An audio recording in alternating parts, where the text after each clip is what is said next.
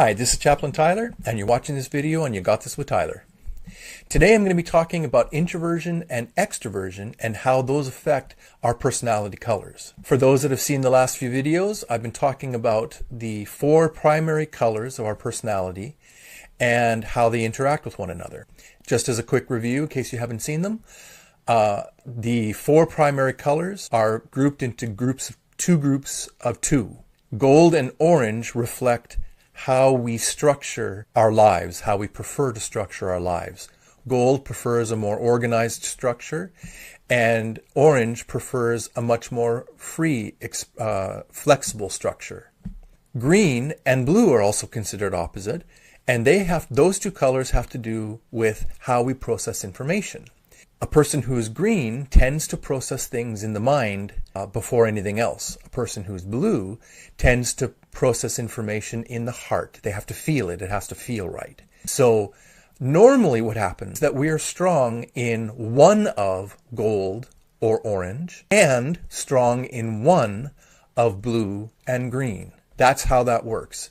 So we could be strong in blue and gold, or blue and orange, or green and gold, or green and orange. And that's how we normally are wired. That's the majority of the population. Now, how introversion and extroversion work, they really do impact the expression of the colors.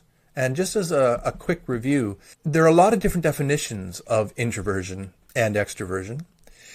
And I find that the best definition that I've been able to discover so far is, what does a person do when they are emotionally tired? Physically, yes, but more so emotionally and spiritually tired. What does that person do to recharge their batteries, so to speak? What they do. If a person goes out and wants to be with people and is energized by people, they're considered to be extroverted. If, on the other hand, somebody needs to be away from people and needs to be apart in order to recharge their batteries, then they're considered introverted. And it doesn't have to do as much with behavior. Some people think that if a person is very outgoing, that they're extroverted. It's not so. They may have extroverted behavior and still be an introvert. Likewise, you can have more reclusive extroverts. So it isn't about the behavior, it's about where do they get their energy from when they're tired. That's what it's about.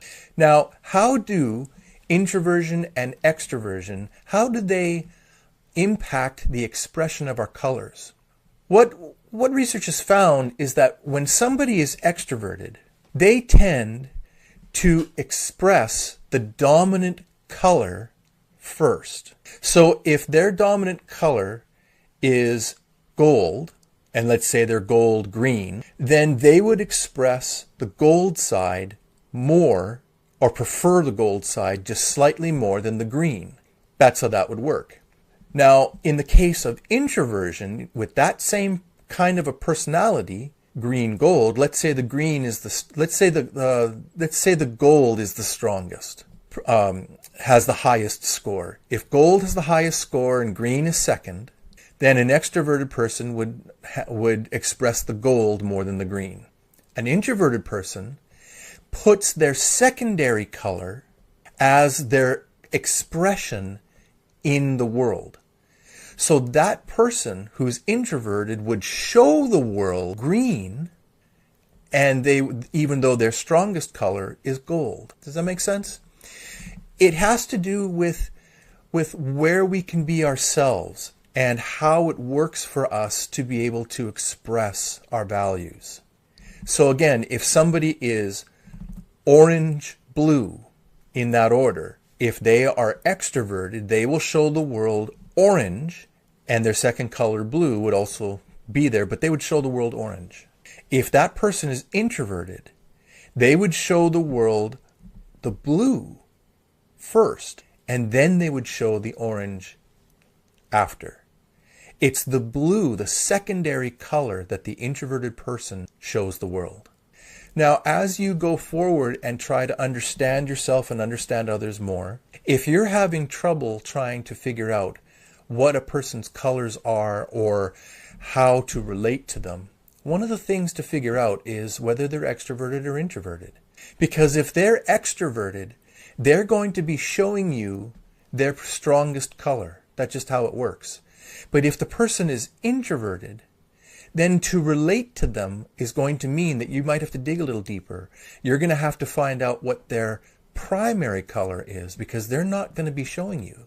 And so for you to be able to relate to them, it takes a little bit more. It takes a little bit more time to get to know them, to understand them, so that you can relate to them. For people in relationships, it can be a little bit awkward and daunting, because sometimes if you're with somebody who's an introverted person, you don't always know exactly what they're thinking and feeling, because they tend to show you a little bit of a different part of themselves. So for those of us that are in relationships with introverted people, may you find some understanding with this video, and may you be able to work with them. If you're in work relationships with people, again, introversion and extroversion really does impact the expression of the personality. And I hope that this video finds you with a little bit more understanding, a little bit more appreciation for how introversion and extroversion, what they are and how they impact our personality colors and the expression of our personality. And until the next video, again, this is Chaplain Tyler, and you're watching this video and you got this with Tyler. And I see you, I believe in you, and you got this. Take care.